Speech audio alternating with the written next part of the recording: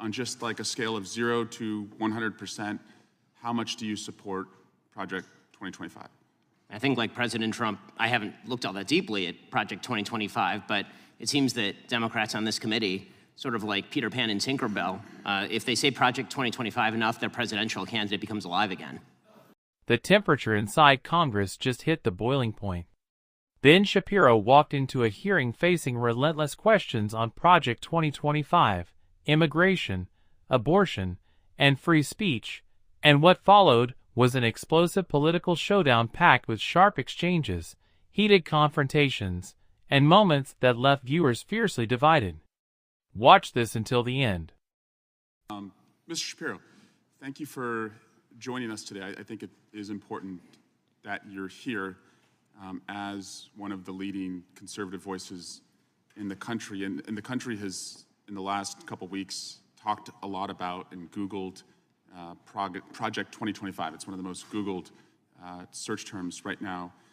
And you're not going to get any censorship from me. So I just wanted to know, from your perspective, I think it would help us understand, on just like a scale of 0 to 100%, how much do you support Project 2025? I think, like President Trump, I haven't looked all that deeply at Project 2025, but it seems that Democrats on this committee, sort of like Peter Pan and Tinkerbell, if they say Project 2025 enough, their presidential candidate becomes alive again. And so, well, let's just talk about pieces of it, and I guess you can tell me if you support it. You probably want less bureaucracy, right? I do. I want less bureaucracy. You want more efficiency? I do. I want more efficiency. You want taxpayer money spent wisely? I do. Congrats on becoming a Republican. Yeah. My parents would be proud. Mass deportations, it calls for that. Do you support that part? I support the deportation of any illegal immigrant who is in the United States who is not of benefit to the generalized American public. So if they're picking agriculture that puts food on the tables of everyday Americans, they've never committed a crime inside the United States, they didn't come across with documents, should they be deported? If they have not paid taxes and if their draw on the taxpayer benefits are larger than the contribution they are making to the economy, or if they're involved in criminal activity, they should be deported. How do we measure that? The same way that the IRS measures my income every year. It seems like if the IRS can track down every aspect of every receipt that I've ever submitted, and so they can do so for hundreds of millions of other Americans, they can do that for illegal immigrants as well, except for the fact that no one knows how many are in the country thanks to this administration. So you would be cool with creating a system where they could pay those taxes if they wanted to and then stay and work and put food on our table? It depends on how long it would take for them to pay the taxes, and they would also have to go presumably to the back of the line, although I'm not sure why I'm testifying about immigration policy at this point. How about banning the abortion pill? That's part of Project 2025. Do you support that part? I think that that's a state-by-state issue on a personal level. I'm just asking you. Sure, I'm a fully pro-life person, which means that I'm not in favor of the distribution of the abortion pill. Banning same-sex marriage, what about that part? I am in favor of traditional marriage between a man and a woman, and I'm perfectly fine with anyone having any sort of voluntary sexual arrangement they seek. That's a different thing from whether the government should attach benefits to that personal relationship. But you think it's a sin to have same-sex marriage?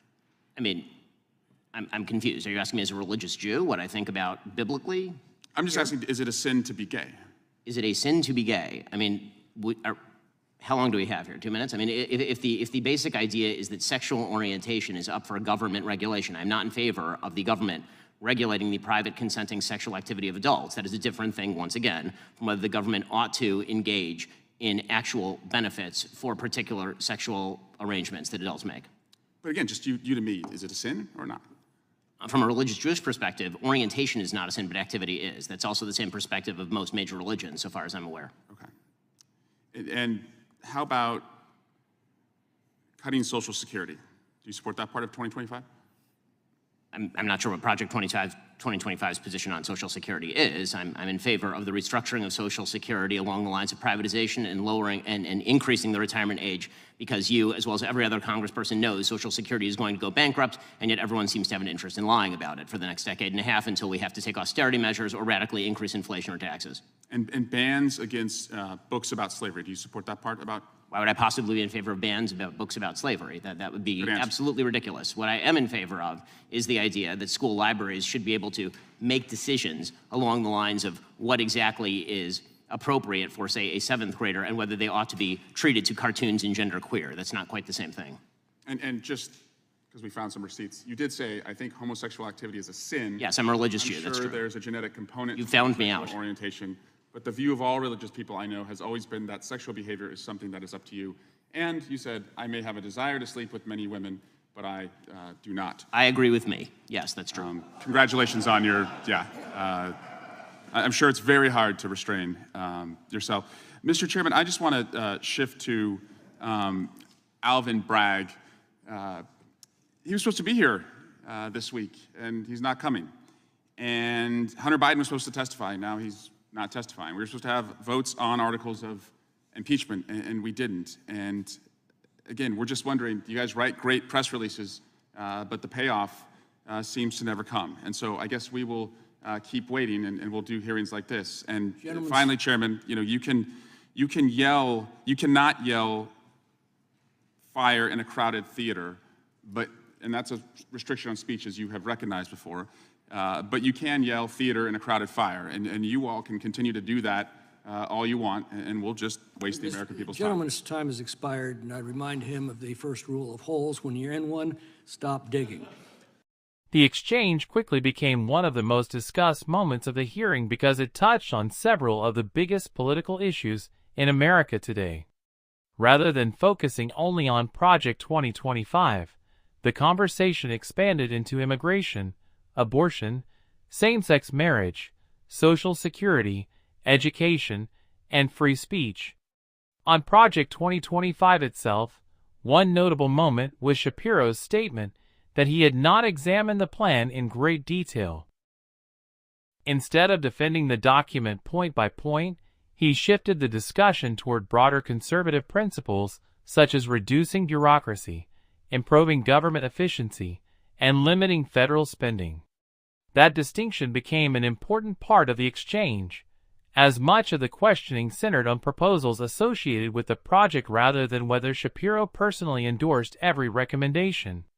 Immigration then became the next major topic. Shapiro argued that undocumented immigrants who commit crimes or become a significant burden on taxpayers should be deported. At the same time, he suggested that economic contributions should also be considered when discussing immigration policy, while emphasizing that any long-term solution would need to operate within the legal immigration system. The questioning highlighted the ongoing national debate over border security, labor shortages, and how immigration laws should be enforced. The discussion then moved to abortion and same-sex marriage. Shapiro reaffirmed his pro-life position and explained that he believes abortion policy should largely be decided by individual states. When asked about same-sex relationships, he carefully distinguished between his personal religious beliefs as an Orthodox Jew and the role of government. He stated that, according to his faith, certain sexual conduct is considered sinful, while also saying he does not support government regulation of private, consensual relationships between adults. That distinction became one of the central moments of the hearing. Another significant exchange involved Social Security. Shapiro argued that the current system faces long-term financial challenges and advocated reforms such as gradually increasing the retirement age and expanding private investment options. Supporters of those ideas argue they could strengthen the program's finances, while critics worry such changes could reduce benefits or increase financial risk for future retirees. The hearing did not resolve that debate, but it underscored how politically sensitive the issue remains. Questions also turned to education and books available in school libraries. Shapiro rejected the suggestion that he supports banning books about slavery or American history. Instead, he argued that parents and school officials should have greater authority over which materials are appropriate for different age groups, particularly when content contains explicit sexual themes. Once again, the discussion reflected a broader national disagreement over education policy.